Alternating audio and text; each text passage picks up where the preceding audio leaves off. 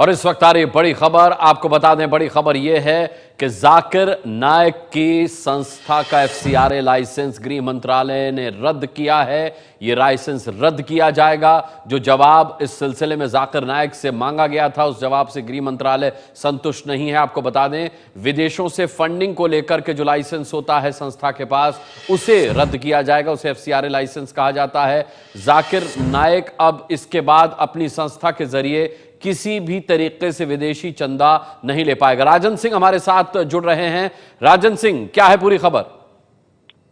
देखिए, गृह मंत्रालय ने जो एफसीआरए लाइसेंस है उसको रद्द करने के लिए फैसला कर लिया है और उसके लिए आखिरी नोटिस जाकिर नायक की संस्था इस्लामिक रिसर्च फाउंडेशन को दिया गया है कि आपकी संस्था का जो एफसीआरए लाइसेंस है उसे रद्द किया जा रहा है, क्योंकि जिस तरीके से उसके फंड्स आते थे उसका गलत इस्तेमाल होता था। न सिर्फ धार्मिक प्रचार के लिए उसका इस्तेमाल होता था, बल्कि आतंकी गतिविधियों को भी बढ़ावा दिया जा रहा था। साथ ही दूसरी एक संस्था भी सामने आई है, Islamic research foundation educational trust, उसकी भी फंडिंग पर रोक लगाने की प्रक्रिया शुरू कर दी गई है और रिजर्व बैंक को यह कहा गया है कि उसके एफसीआरए लाइसेंस को प्रायर परमिशन लिस्ट में डाला जाए, यानी सरकार की अनुमति के बगैर एजुकेशनल ट्रस्ट के फंडिंग पर रोक लगी रहेगी। जब तक सरकार मंजूरी नहीं देगी तब तक कोई भी फंड विदेश से आने वाला है वो रिलीज नहीं किया जाए। तो साफ है, जाकिर पर जिस तरीके से शिकंजा कसने की तैयारी चल रही है, पहले इस्लामिक रिसर्च फाउंडेशन को गैर कानूनी संस्था घोषित करने के लिए कैबिनेट नोटिस तैयार है, उसके एफसीआरए लाइसेंस को रद्द करने की प्रक्रिया शुरू कर दी गई है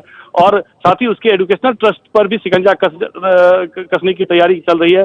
तो गृह मंत्रालय जाकिर नायक के गैर कानूनी गतिविधियों पर पूरी तरीके से नकेल कसने के लिए तैयार है और इसके लिए तमाम कानूनी प्रक्रिया का पालन किया जा रहा है।